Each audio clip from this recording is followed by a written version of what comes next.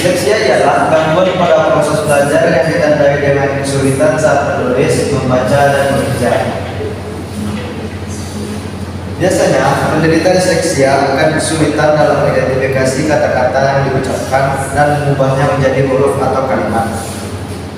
Disleksia ini tergolong pada gangguan saraf bagian otak yang memproses bahasa dan dapat dijumpai pada anak-anak dan orang dewasa.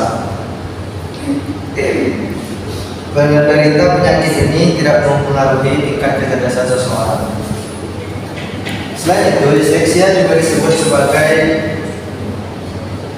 kondisi di mana kemampuan belajar individu terganggu karena ketidakberdayaannya untuk mengenali suara dan bagaimana bunyi tersebut mempunyai hubungan dengan huruf dan kata. Disleksia juga disebut sebagai reading disability atau ketidaksanggupan seseorang dalam membaca. Disleksia ini bukan berpengaruh pada hal pendengaran intelektual maupun penglihatan. Namun adanya kelainan saraf otak pada pemrosesan bahasa. Lanjut ke materi berikutnya, yaitu gejala disleksia. Disleksia dapat menimbulkan beberapa gejala tergantung pada usia dan tingkat keparahan yang dialami oleh penderita.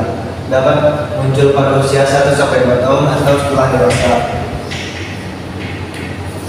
Pada anak balita, gejala dapat sulit dikenali, namun setelah anak mencapai usia sekolah, gejala akan semakin terlihat, terutama ketika belajar membaca mulai muncul beberapa gejala, yaitu 1. Perkembangan bicara, 2. Adanya kesulitan memproses dan memahami pembelajaran, 3. Kesulitan dalam mengucapkan kata umum, 4. Kesulitan dalam mengeja, membaca, menulis, dan berhitung, 5. Menghindari aktivitas membaca, 6. Kesulitan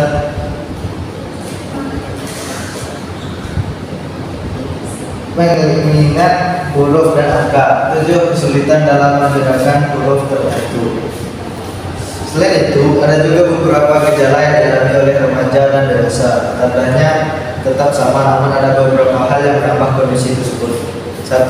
Lambat dalam kegiatan membaca dan menulis, 2. Terkendala dengan ejaan atau mengeja, 3. Kesulitan merangkum cerita, 4. Susah dalam belajar bahasa asing, 5. Susah menghafal, susah menyelesaikan soal matematika, 6. Salah mengucapkan kata atau nama, bisa juga salah dalam memilih kata, 7. Susah menghafal.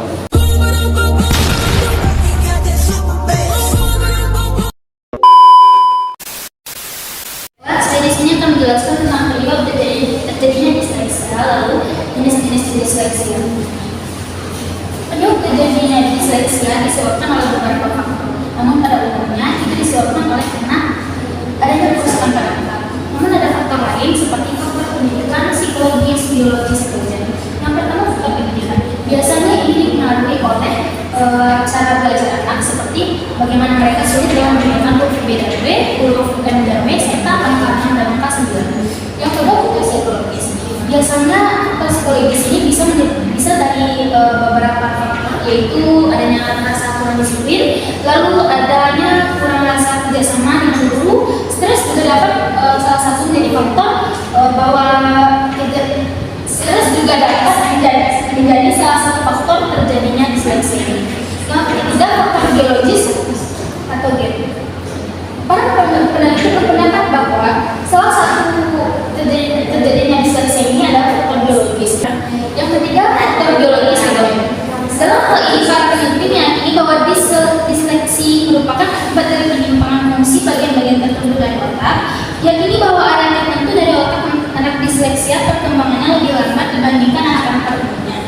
Penelitian mengungkapkan bahwa 50% atau lebih anak disleksia yang memiliki riwayat orang tua yang disleksia juga atau gangguan lain yang berkaitan, dan lebih banyak anak laki-laki yang terkena disleksia daripada anak perempuan. Selain itu, karena adanya pengaruh kelainan zat yang mempengaruhi kerja otak dalam membaca dan berbahasa. Berikut faktornya. Yang pertama, adanya infeksi atau paparan nikotin alkohol seperti nafsa pada masa kehamilan. Yang kedua, lahir dalam keadaan prematur atau terlahir dengan berat badan yang cukup rendah. Yang ketiga, adanya riwayat disleksia atau gangguan belajar dalam keluarga juga menjadikan anak menderita sakit disleksia. Yang keempat, adanya kerusakan pada otak.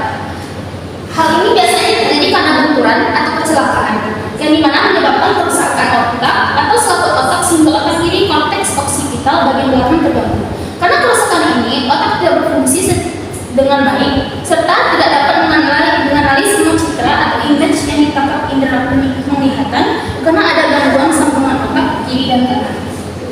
Disleksia sendiri tidak berpengaruh pada kecerdasan otak. Umumnya, pengidap disleksia memiliki IQ yang normal. Selanjutnya, jenis-jenis disleksia. Disleksia terbagi menjadi 4. Yang pertama, disleksia fonologis, yaitu adanya kesulitan dalam menempatkan suara pada huruf-huruf yang membentuk suatu kata. Contohnya, kesulitan dalam menerangkan kata yang berirama. Yang kedua, surface disleksia, yaitu kesulitan dalam memahami sebuah kata setelah melihatnya. Ini dikenal juga sebagai disleksia visual. Biasanya, kesulitan dalam membedakan angka dan huruf seperti yang kata dan cita. Yang ketiga, rapid memory deficit atau defisit penamaan cepat, yaitu ketidakmampuan secara cepat dalam menyebutkan huruf atau angka. Contohnya, sulit dalam mengingat kata-kata. Yang keempat, double deficit disleksia atau disleksia defisit ganda. Ini adalah gabungan dari disleksia fonologis dan rapid memory deficit atau defisit penamaan cepat. Kombinasi dari disleksia ini dapat mengalami beberapa contoh seperti kesulitan dalam mengenali nama dan suara dari abjad, serta sulit menulis dengan kata-kata terus.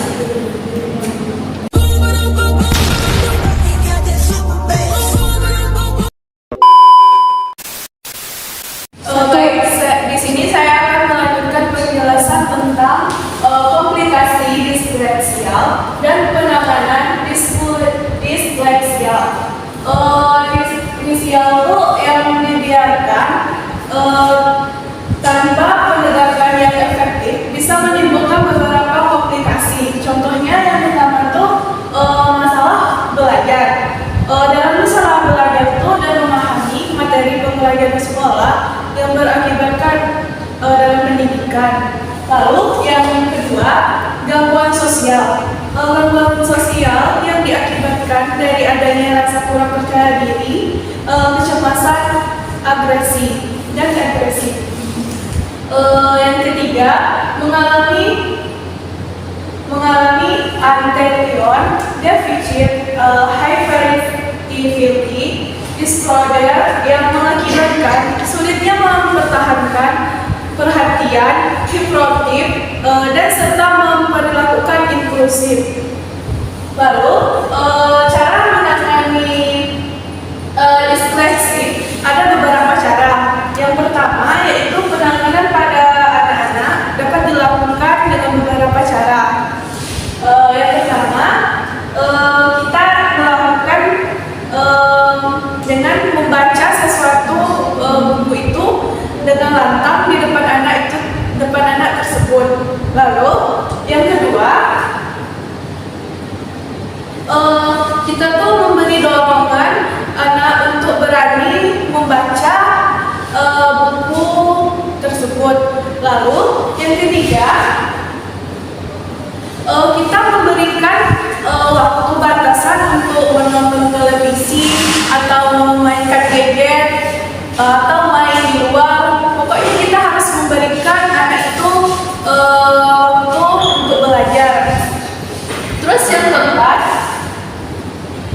kita sebagai orang tua atau keluarga, kita harus memperhatikan anak itu dengan kerjasama dengan guru pada saat di sekolah. Nah, itu sangat penting untuk anak-anak. B. Sedangkan penanganan disleksia pada remaja dan orang dewasa dapat dilakukan beberapa hal berikut ini. Yang pertama, dengan latihlah diri kita itu untuk rutin membaca buku. Terus, yang kedua, memanfaatkan teknologi seperti adanya alat perekam saat rapat atau aplikasi yang bisa mengubah teks menjadi surat, serta sebaliknya untuk memudahkan pekerjaan. Lalu, yang ketiga, melakukan terapi okupasi yang dimana membantu pengidap mengatasi dan mengelola masalah disleksia dan tempat kerja